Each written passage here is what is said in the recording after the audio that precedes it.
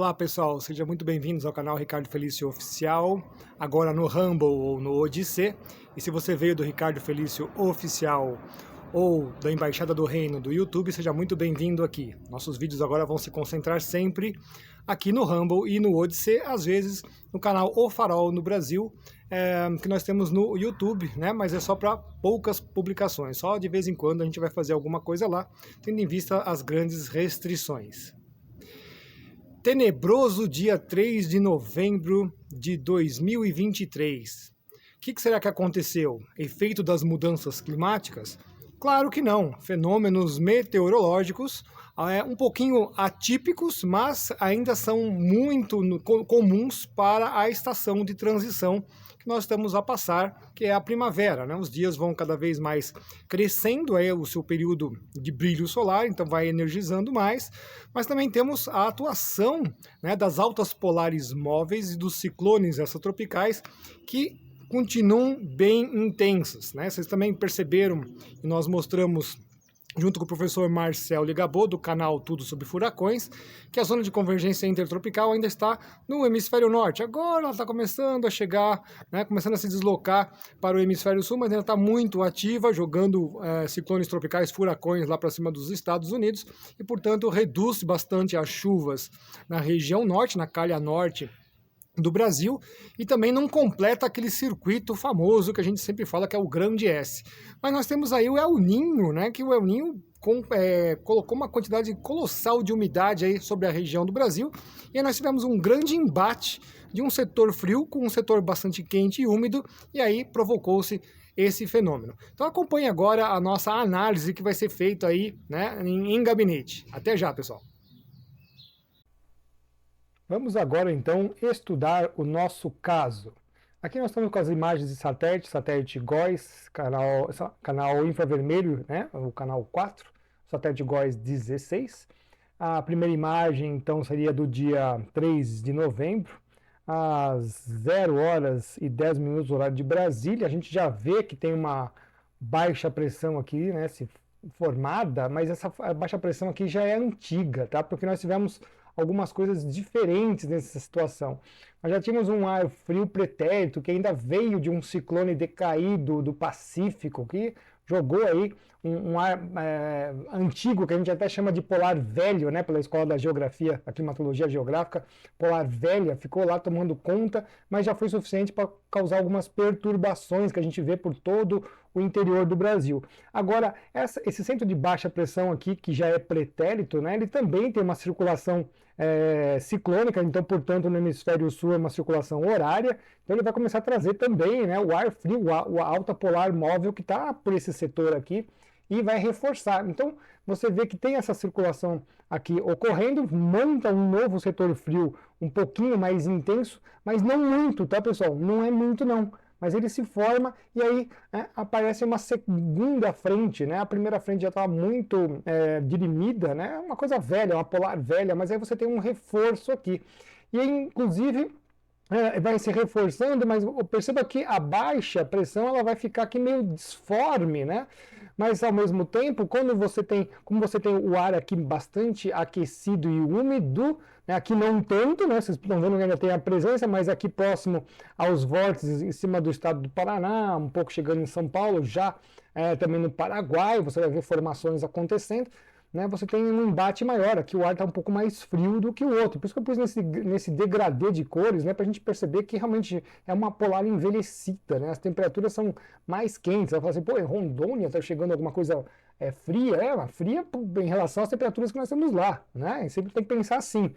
E aí na próxima imagem aqui a gente tem que dar um zoom, porque vejam só, esse embate aqui já é o suficiente. Se você tem um ar quente e úmido, como eu estava dizendo, e você tem um ar frio, o ar frio passar por baixo, o ar quente e úmido ele já é mais leve que o ar quente e seco. Então ele já é mais leve ainda, ele já tem uma tendência de subir. Quando o ar frio passa por baixo, ele dá uma rasteira, né? Ele dá a gente chama de um pontapé inicial mais intenso, e um ar que já estava facilmente instável, ele vai se instabilizar mais depressa. Então a gente faz um zoom aqui já na mesma imagem do dia 3, agora às 2 horas da manhã, no horário de Brasília, dando um zoom aqui, a gente já vê que tem algumas formações de células de trovoadas, tá? Algumas ainda vindo do Paraguai. Você tem um pouquinho na fronteira aqui entre a Santa Catarina e Paraná também, e uma bem grande já e bem nucleada no interior do Paraná. Né? Então já estamos dando um zoom aqui mostrando que o processo de convecção forçada por causa do avanço do ar frio por baixo já estava ocorrendo. Tá? Então, passando para a imagem das 7h20 Zulu, então você tem que tirar 3 horas. São 4 da manhã, a gente já vê, a baixa está lá, né? Ela está lá ainda. Mas ela não está se formando como um ciclone, né? Então a gente tem um setor frio. Eu não vou ficar colocando em todas as imagens, pessoal, para não ficar muito poluído, né? Eu quero mais é que vocês observem a beleza das imagens de satélite. Mas aqui a gente sabe que está o setor frio, tem um setor frio antigo, velho, né? E tem um setor frio novo que está avançando. E ele já é o suficiente para começar a disparar o processo convectivo. Veja só, na imagem agora das 6 horas da manhã, horário de Brasília, né? Passamos aqui para outra, as células de trovoada vão se firmando em cima do estado do Paraná, aí vira um amontoado gigantesco de nuvens em cima dessa baixa pressão decaída, né? Não está se formando um ciclone exatamente porque ele já está decaído aqui, né? Estamos aqui 8 horas da manhã, horário de Brasília. Aqui já 9 horas da manhã, horário de Brasília, as células estão ainda meio dispersas, mas nós chegamos agora às 13 Zulu, portanto 10 horas da manhã, a situação de horário de Brasília já começa a se firmar um pouco mais, mas nada está acontecendo ainda. Mas veja só, passados 2 horas, então 12 horas, meio-dia, horário de Brasília, a gente vai ver já a formação de algumas células aqui. Então veja que nessa imagem aqui das 13 Zulu, você já tem um setor frio muito bem preparado aqui, né, muito bem estabelecido, né, o mais frio está próximo do vórtice, né, da baixa pressão, os outros estão mais fracos, né, fiz esse gradiente aqui. Aí você passa para cá, você continua vendo essa linha, agora essa linha está bem estabilizada e já começa a provocar o processo convectivo forçado. Então já começa a aparecer as células de chuva, tá? Veja só, aqui já então às 15h40 Z, tem que tirar 3 horas, então 12h40, né? Você está vendo, na hora de Brasília, você já está vendo aqui as células se formando, bem alinhadas, mas quando você vai para outra imagem, das 16h30 Zulu, você já vai ver toda a formação, né, bem estabelecida aqui. Então veja só, você já tem às 13h30 Papa, então já é de Brasília, você já tem muito bem estabelecida várias células de trovoada alinhadas, que vão aí desde o litoral sul do estado de São Paulo até aí ao norte, a noroeste, né, do Mato Grosso. Então está um alinhamento aqui de células de chuva. Então esse horário aqui é o que começa realmente os problemas dentro das metrópoles, né? Ou também dentro dos próprios municípios, as cidades menores também tiveram problemas, principalmente no estado de São Paulo. Então vejam só, aqui às 17h, vejam só quanto já está subindo aqui de trovoadas bem intensas, né? E o centro de baixa fica lá, ele não está conseguindo se formar ainda, né? Então a frente está formada e o ciclone não, né? Ele não está formado aqui, isso aqui é um resquício de uma baixa que vinha pretérita, como a gente falou.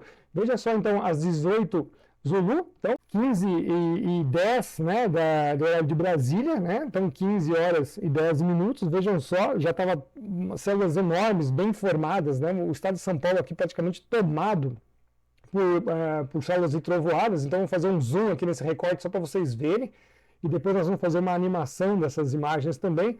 Veja só, então aqui você tem várias células de trovoadas dentro desse complexo convectivo, né? Pode-se até dizer assim, porque é muito grande e alinhado, né, com outros que estão sobre os outros estados. E aqui é um verdadeiro terror, né? Você tem tudo aqui acontecendo, você pode ter até tornados, se fosse possível, né? Também você poderia ter tornados aqui, é bem possível isso acontecer, microexplosões. Então, frentes de rajada de 60 km/h, aqui é tranquilo de acontecer, tá? Não é nenhuma novidade disso, mas é bem intenso, tá? Então, bem intenso. Aqui nós passamos para as 19 Zulu, né? Então, você veja só como aumentou, né? Ele está bem intenso ainda, né? Até as 20Z ainda também está bem intenso. Veja só o tamanho do alinhamento que nós tivemos aqui de células de trovoadas, né, todas elas provocadas aí por um embate frio, bem suave, mas o suficiente para disparar um processo convectivo muito intenso. O centro de baixa continua lá, muito bem, obrigado. Né? E aí nós passamos para as 21Z, né? São 18 horas em horário de Brasília, as trovoadas continuam, alguns lugares estão um pouco menos intensas, mas continuam, vocês veem essas células mais branquinhas, aqui as temperaturas de topo de nuvem estão dando de 70 a 80 negativo, então é bastante frio, significa que elas são muito, muito elevadas. Né? Aqui as 22Z, nós temos as células ainda muito bem montadas, né? Chega ao ponto, as 23Z, que você já vê um outro centro de baixa pressão, um centro de baixa pressão secundário, né? Mostrando que essa parte aqui realmente estava bastante ocluída, né? A gente fala que o ar está em altitude, ele está rodando em si mesmo aqui por um processo barotrópico, de tão intenso que foi o ciclone anterior que passou, né? E está lá, e uma baixa secundária vai se formando, justamente que é assim, a teoria frontal fala, né? Você pode ter frentes sem ciclones, mas você não pode ter ciclones sem frentes. Então, realmente está aí. Ó. Primeiro veio a frente, depois apareceu já um vórtice secundário. Isso aqui era um vórtice anterior, como a gente tinha mostrado. Mas vai acontecer uma coisa interessante daqui a pouco, tá? Mas vejam só que um vórtice secundário foi montado aqui, né? O sistema frontal continua avançando. Veja só, né? Aí vai se dissipando, já estamos então no dia 3, né? Porque aqui são 2h40. Então, finzinho do dia 3 no horário de Brasília, tá? Então, aqui está dando 4 às 2h40 Zulu, então nós estamos no finzinho do dia 3 no horário de Brasília, os vórtices aqui formados, então veja que esse vórtice aqui que estava meio que perdido, ele começa, né, a maturar novamente, tá? Ele começa a maturar novamente, e o sistema frontal está lá, né, seguindo, desconecto com isso aqui, exceto com a segunda baixa que ele estava apresentando. Então, nós vamos parar a nossa explicação agora nesse caso, mostrando então só que é o sistema frontal que fez todas essas células de trovoadas, né? Aqui já na madrugada da passagem do dia 4 de novembro de 2023, né? Ficou bastante ativo, então essas trovoadas aqui de noite, elas não procedem só de aquecimento, tá? Elas realmente vêm por causa de um sistema frontal que vai por baixo, vai arrancando o ar quente, destituindo o ar quente que estava tomando conta da superfície e elevando. E aí, claro, né, quente e úmido, ele vai começar a disparar os processos convectivos. Ok, pessoal? Bom, nós tivemos um caos arbóreo, né, nas principais capitais. São Paulo foi a principal delas, né? Então, nós tivemos aí um colapso energético, especialmente causado então pelos ventos intensos que nós vimos então nas imagens de satélite, então os complexos convectivos aqui com diversas trovoadas embutidas. Né? Esse momento aqui foi arrasador, né? Às 19 Zulu do dia 3. É um dos momentos que nós tivemos uma intensidade muito grande, né? Embora já as quedas tenham ocorrido antes. Às 16 horas do horário de Brasília foi o ponto assim, culminante de cair também, acontecem acidentes em geral. Né? Então nós tivemos essa distribuição bem no estado de São Paulo, subiu aí também ao norte do Mato Grosso do Sul, Mato Grosso, Goiás, né? Nesse núcleo aqui a gente via a extensão ainda dessas células de trovoadas, que elas alinharam, como a gente mostrou na imagem anterior. Ao mesmo tempo, não só os ventos intensos, mas também, né, a quantidade de árvores colocadas nas cidades, nos municípios. Aí vem o pessoal ambientalista reclamar, né, os palestrinhas, aí falar, tá falando contra as árvores. Eu estou falando sim, porque vocês colocam árvores nos lugares mais absurdos. Né? Qualquer buraco que as prefeituras veem no chão, eles vão lá e colocam uma árvore. Eles não estão nem aí se tem fiação. Então veja só os absurdos. Por que isso acaba com tudo? Porque vocês colocam uma árvore embaixo de fiação. Tem árvore onde passa a tubulação. Tem uma estrutura urbana completamente equivocada que é feita para dar errado. Ela é feita para dar errado. Não tem o que falar. Né? Não dá para reclamar. Eu vi vários exemplos em São Paulo desse tipo de situação. Você coloca a árvore, não dá nenhum tipo de manutenção, né? Aí não sabe por que acontece todos esses tipos de problema. Né? Nós não vamos falar sobre isso agora aqui, porque não é o foco do nosso vídeo, mas a gente tem que deixar o alerta, né? Que é isso que acontece. Né? Os ambientalistas colocando árvores na cidade onde não deve. E finalmente, pessoal, o ciclone se formou, né? É muito lindo, muito bacana. Nós vamos mostrar aqui. Não tem nada a ver com o evento em si, porque já foram algumas horas depois. O sistema estava sob o Atlântico Sul, mas ele maturou. Então, vou mostrar aqui para vocês, né, a continuação daquelas imagens de satélite, agora da 7Z, do dia 4. Então, nós estamos falando aí de 4 horas da manhã. Onde a gente vê aquela baixa pressão secundária também maturou num ciclonezinho aqui dentro de um ciclone maior, que aquele grandão também se juntou, então tem essas aglutinações de ciclones extratropicais também, né, porque a alta polar móvel está andando aqui por dentro deles, até meio que por baixo deles, né? Eu sempre gosto de usar a escola francesa. Então você tem essa circulação aqui intensificando, e aí aquele vórtice que já era pré-existente, ele se realimenta, tá? Então ele sai daquele estado barotrópico e passa para um estado baroclínico novamente, embora ele estivesse bastante ocluído já, né? Então você monta de novo um setor frio na retaguarda do sistema frontal, né, e começa a intensificá-lo novamente, tem um setor quente que já foi delimitado, e aparece, né, a frente fria mais bem delimitada, mas a parte do setor quente e as oclusões fica bem difícil, bem complexo de avaliar. E nesse momento, guardem bem este quadro, isso aqui tem uma explicação bem interessante para o final da nossa apresentação, porque estamos mostrando, só adiantando aqui, que os ciclones extratropicais e as altas polares móveis, que são as geradoras das frentes, etc. e mais, estão muito ativas ainda. Nós estamos no começo de novembro. Né? Enquanto a zona de convergência intertropical, que faz os ciclones tropicais, que o professor Marcel e Gabor falam lá no canal dele, tudo sobre furacões, está lá muito em cima ainda, está muito no hemisfério norte. Né? Tá demorando para vir para cá. Então, uma particularidade desse ano, né, é que a trilha das depressões está andando bastante ainda, está andando nas latitudes baixas ainda, tá? Já está começando a retornar, a ficar mais aprisionada a Antártida, lá para os 50 sul para cima, né? A gente fala para cima por causa dos números, né? Não é no sentido para o sul, né? Mas você tem ainda uma atividade bem intensa. Então, veja que os ciclones vão maturando, e uma coisa importante, esse setor aqui todo está, né, tendo uma advecção fria, que vem do sul, esse corredor, alimentando o sistema. E como as correntes oceânicas de superfície respondem à circulação dos ventos intensos em superfície, então essa água é empurrada, né, em sentido à América do Sul. Né? Então, aqui nós teríamos, então, né, justamente nesse horário, já no dia 4, nós teríamos, então, uma circulação oceânica vindo aí mais ou menos de sul, sudeste, sul, batendo aí no Rio Grande do Sul, tá vendo? Então, levando as nuvens.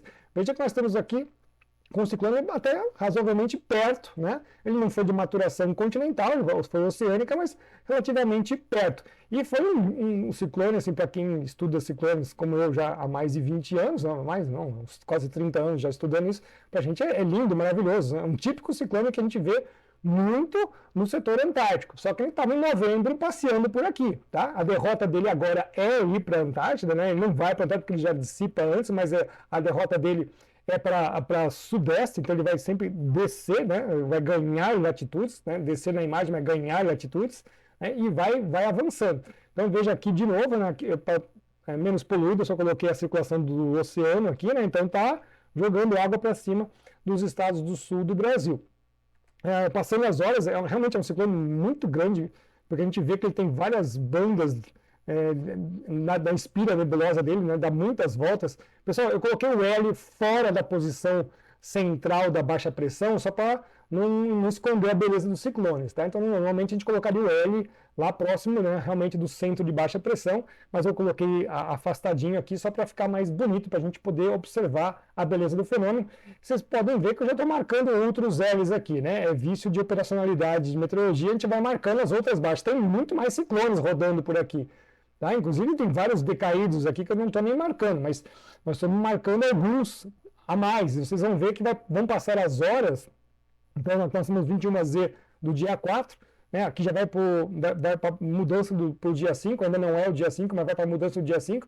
Veja que dentro desse próprio ciclone extratropical gigante já começa a aparecer baixas secundárias. Né? A gente fala ciclones gigantescos ainda se desmontam. Por isso que a escola norueguesa e a escola de Chicago, a estadunidense, não dão conta desses objetos aqui. Não dão conta. Quem dá conta foi a nova teoria que a gente fez, baseado em cima da escola francesa, né? Que isso aí daria a explicação do porquê que essas coisas acontecem. Não é do jeito que eles falam aí. Né? Mas, seguindo aqui de novo, né? Veja só a circulação de ventos forçando aí, né? Aqui a mesma coisa, fazendo um forçamento e alimentando bastante todo esse setor aqui com ar frio, né? Forçando bem essa oclusão. Aqui passando já por a mudança do dia 4 para o dia 5, né? Então já é o dia 5 aqui. Vejam só, como você tem aquela baixa, a outra desapareceu porque a vorticidade é tão grande que destruiu aquela baixa menorzinha que estava aparecendo, a outra ainda se manteve aqui e continua. Aqui dentro você está cheio de mini ciclones, né? Porque a vorticidade é muito intensa. Olha o outro ali como maturou também, né? Maturou. E aí vai acontecer uma coisa interessante entre esse gigante que está aqui e o outro que está passando aqui por baixo, né? Nós vamos ver isso já já. Mas antes disso, veja, está aparecendo outras baixas, olha só como ele maturou o outro aqui também, né? Um mais ao sul, ele aqui também. Aí vocês estão vendo que as trovoadas desapareceram, né? Desapareceram, porque passou a madrugada, realmente você perdeu essa intensidade, só que ainda tem bastante o quê? Ar quente e úmido por aqui, né? Ainda tem ar quente e úmido por aqui, por toda essa região dos estados do Nordeste. No Goiás e Tocantins ainda vai ter um pouquinho também, tá? E isso vai disparar alguma outra coisa aqui por perturbação, tá? Então vocês vão ver que está passando o ciclone. Veja só no dia 5 ainda das 12h30 Zulu, né? Então 9h30 da manhã no bairro Brasília. E aí, essa imagem aqui, que eu acho bem interessante, você começa a ver o ciclone grandão e já começa a fazer o quê? Ele começa a fazer uma perturbação, ele não está mais próximo do continente, mas a perturbação dele é tamanha que ele começa a disparar os processos convectivos, tá? Então esse alinhamento que vocês estão vendo aqui não é coincidência, né? Nasceu porque está quente, não, né? Nós estamos aqui ao meio-dia horário de Brasília agora, né? Veja que ele ainda tem uma perturbação que vai para dentro do continente, né? São sistemas sinópticos gigantescos, olha o tamanho dele aqui, vocês conseguem ver na imagem de satélite a nebulosidade toda, né? Ainda nuvens baixas que ele ainda apresenta, mas a perturbação ainda continua. Então veja assim nessa imagem que eu coloquei de novo, né? Ele ainda continua disparando aqui os processos convectivos, não estão muito bem alinhados, mas ele está perturbando, ele tem ondas de perturbação aqui que são suficientes para dar aquele chute inicial, né? Que a gente fala o chute inicial para o processo convectivo dispare, né? E a outra baixa que está aqui embaixo, né, que é o outro ciclone, né, tem outras baixas aparecendo, né, outros vórtices se montando aqui. Aquilo lá estava em forma de onda na imagem anterior, né, ele está em forma de onda, agora ele já está maturando para a fase B, né, tá crescendo aqui. Esse daqui está na fase B para a fase C, ele já tem uma nebulosidade aqui que denuncia ele na fase C, mas é interessante que aqui às 15 horas do horário do Brasil, dia 5, você tem a formação de circulação oceânica para cima do Rio de Janeiro, né? Bem intensa, inclusive com mar aí mais agressivo aí nas praias, né? Ainda por influência do ciclone extratropical, que já está numa fase de decaimento, a gente chama de fase de decaimento até DX para DY aqui, né? Mas ele continua intenso, tá? Chegamos aí no nosso últimas imagens do estudo, tendo as 21h, 18 horas do horário de Brasília aqui. Veja só que interessante, por isso que eu falei para vocês, né, que eu ia revelar agora como ainda está muito ativo o corredor de altas polares móveis e dos ciclones extratropicais nas latitudes mais baixas, porque nós estamos vendo aqui uma situação de que um ciclone, né, a retaguarda de um ciclone mata a vanguarda do outro. Isso aqui é típico de situação que acontece bem mais próximo da Antártida. Então, que é o frio que está dominando esse setor aqui. E a gente vê bem isso, né? Porque aqui você tem, então, teria que ter uma passagem de ar mais aquecido para tentar suprir esse ciclone que está aqui embaixo. Então, tem uma parte de frio na retaguarda desse ciclone. Ele está tão torto que a gente não consegue imaginar onde é que é a retaguarda. Mas aqui você tem uma alta polar empurrando, então um setor quente isolado por um outro setor frio. né? Então ficou frio, quente e frio. E, obviamente, esse quente enfrentando esse frio, ele vai ter que passar por cima. Então, já vai ocluindo isso daqui, mas vai acontecendo uma outra coisa. Ele também vai dinamitando o ciclone vizinho, né? Ele vai acabando com ele ali. Então, veja só, nessa outra imagem ainda tem essa situação acontecendo, né? Ele está intensificando, e ele aqui também está se intensificando. Ele está aguentando firme, porque ele está bem forte. Mas você vai ver já já que ele vai desaparecer. Então, nós estamos aqui no dia 5, aqui já vai quase virando para o dia 6, né? Ainda estamos nas últimas 3 horas do dia 5 de novembro. Agora, na próxima, né? Então já virou, então dia 6 de novembro, meia-noite, então, né? Você está vendo aqui aquele ciclonão gigante ainda está interferindo, né? Você está nas madrugadas, como é que na madrugada está tendo essas trovoadas? Não pode ser só por causa de sol, não, é interferência dele, ondas, né? Como se fossem perturbações sônicas, ele dando pancadaria aqui na atmosfera, na troposfera por baixo e formando esses processos convectivos.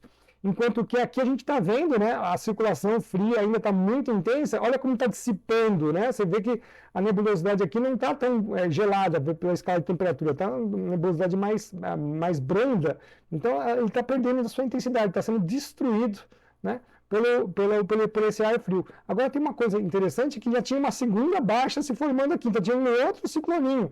E quando você vê no final, tem, olha só quantas ondas que você tem aqui, né? Ciclones em forma de quase que dente de serra, parecido com os ciclones dente de serra, que era uma morfologia que eu também estudei, né, nos últimos 20 anos, encontrando os ciclones concatenados, né? Então aqui também típica situação de Antártida, mas está acontecendo aqui, ó. Então aqui está bem revelado.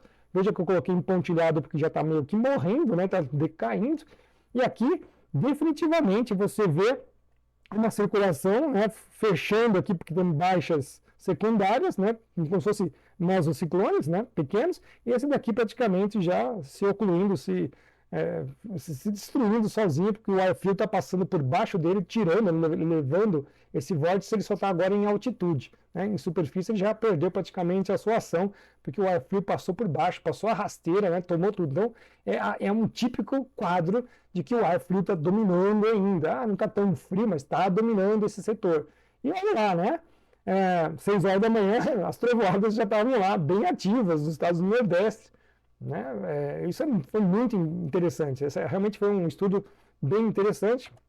A gente vê nas nossas últimas imagens ainda, né, aquelas baixinhas aqui, né, já em estado de decaimento, aquele outro que está rodando aqui, o grandão que a gente ficou estudando já está em estado de decaimento bem avançado, né, e finalmente termina aí nessa situação aí às 15h do dia 6, então meio-dia do dia 6, meio-dia de Brasília, do dia 6, você ainda tinha a ação desse vórtice imenso, gigantesco, ainda interferindo um pouquinho na parte mais oceânica aqui na costeira do Brasil, mas interessante que ele perturbou, né, ele manteve essas perturbações aqui intensas, né? Então o pessoal analisa isso assim, sem ver num quadro maior, ok, trovoadas isoladas, né, convectivas, sim, tá ok, tá certo, mas o processo de disparo delas muitas vezes é ocasionado e realmente pareceu, pelo que nós vimos pelas imagens, né, casou muito bem com perturbações de onda, né, auxiliando esse processo convectivo que por natureza já ia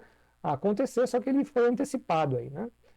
Foi um caso muito interessante, foi um dos mais didáticos que nós tivemos aí, inclusive para quem gosta de estudar a área de meteorologia, ele ficou aí como um exemplo a ser estudado minuciosamente.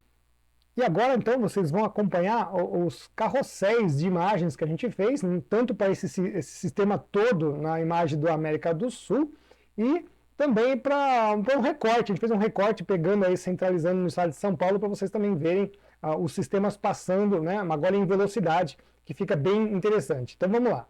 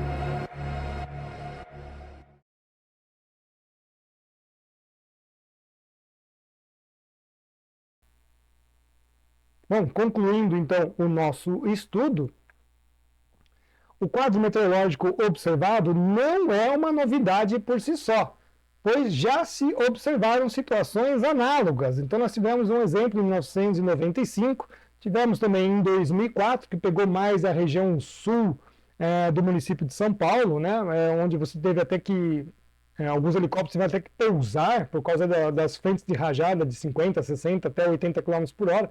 Então, é um quadro meteorológico que não é nenhuma novidade, tá? Mas nós tivemos então o que? Efeitos combinados de sistemas frontais e bolsões quentes ainda remanescentes do estado de El Niño, né? O estado de El Niño está deixando o ar agora mais quente e úmido, então nós temos aí uma umidade maior, inclusive por causa da própria estação de primavera. Então, uns quadros, bolsões quentes e úmidos que ocorrem com relativa frequência para a estação sazonal atual, que é realmente a primavera. E a severidade observada foi uma particularidade da situação diagnosticada e não tem relação nenhuma com mudanças climáticas. Exatamente pelo contrário, como a gente demonstrou aqui para vocês, né? Ainda vemos o corredor dos APMs, que são as altas polares móveis, e da trilha das depressões, bastante ativo nas latitudes mais baixas. E isso está indicando, então, que os contrastes entre o ar frio e o quente ainda permaneceram até o início de novembro de 2023. E como a gente tinha mostrado num vídeo anterior, que o satélite tinha marcado esses contrastes e os gradientes no mês de setembro, né, podem já ficar sabendo já de Avan Premier que o mesmo aconteceu em outubro. Tá? Não vou colocar aqui no vídeo para ele não ficar muito extenso, mas nós vamos mostrar mais para frente também essa imagem. Então vocês vão ver que continuou. Então está realmente um pouco atrasado o recolhimento, vamos dizer assim, dos APMs e as depressões para o setor antártico. Ele ainda está bastante ativo nas latitudes mais baixas. E nós temos aqui, né, lembrando a todos que a primeira parte do curso, né, do grande projeto Mudanças Climáticas, Geopolítica e a Guerra Espiritual, né, que é a parte 1B, então bases científicas e epistemológicas contra a fraude da mudança climática, continua, né, na promoção do lote número 1 até o dia 23 de novembro. Então o pessoal está falando assim, bom, mas o professor também tem a videoaula, esse aqui é a videoaula? Não, não. Esse aqui é o curso. Então o curso é a parte B, né, da parte 1. Então o bloco B da parte 1. Mas, para quem está interessado em fazer a videoaula, a mudança climática, desconstruindo a hipótese, que nós chamamos então de bloco A, parte 1 também, né? Então parte 1 tem o bloco A e o bloco B, né? Nós também vamos disponibilizar por apenas uma única semana uma mega promoção. Então acompanhe aí do dia 17 do 11 até o dia 24 do 11, nós vamos fazer essa mega promoção para quem também quer fazer a videoaula. Ali nós vamos direto no cerne da questão da mudança climática e vamos desconstruir completamente essa hipótese. Quero agradecer imensamente aos nossos apoiadores aqui do canal, né? O pessoal que fez contribuição no Vaquinha, o Alberto, o Everaldo, a Lígia e a Silvia, meu muito obrigado. Lembrando que eu estou sempre orando por todos vocês que fazem parte aqui da nossa família do canal. Ao querido Rubens, que também faz contribuição no PayPal. Ao senhor Celso, Humberto, Marina e Maria, que fazem contribuição na Caixa Econômica Federal através também das lotéricas. Considere você também ser um participante desse nosso canal. E, é claro, os nossos grandes heróis que estão no Apoia-se, sempre nos prestigiando, nossos 18 apoiadores. E agradeço imensamente também ao pessoal que ajuda aqui com sugestões para o nosso canal. Bom, espero que vocês tenham gostado do nosso vídeo de hoje. Lembrando que isso já aconteceu antes, né? Em 1995 nós tivemos uma condição parecida como essa, e também tivemos em 2004, né? Que ficou mais restrito à região sul do município de São Paulo, onde até alguns helicópteros tiveram que pousar nos campos lá da represa de Guarapiranga e de Billings. Mas é isso, pessoal. Então espero que vocês tenham gostado bastante do nosso vídeo de hoje, dessa análise. Um grande abraço para todos, fiquem com Deus e até o nosso próximo vídeo, pessoal. Até lá!